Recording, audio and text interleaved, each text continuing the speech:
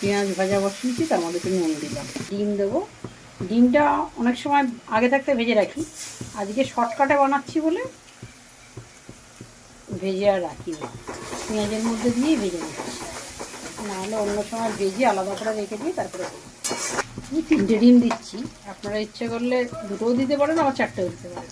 এই ডিমটা ভাজার সময় আমি একটু ম্যাগি মশলা দিই, তাহলে হয় কি ডিমের যেটা আসছে গন্ধটা না, সেটা চলে যায়। এবার দেবো কাঁচা লঙ্কা। কাঁচা লঙ্কাটা আমি ছুরি দিয়ে কাটিনি, কাঁচি দিয়ে চটপট করে কেটে নিচ্ছি। আমি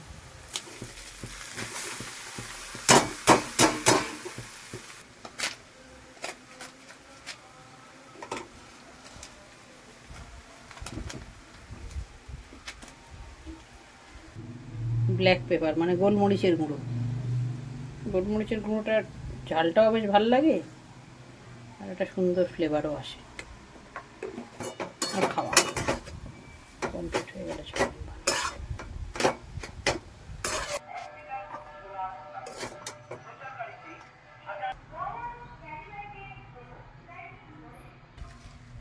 একটু শসা, একটু পেঁয়াজ।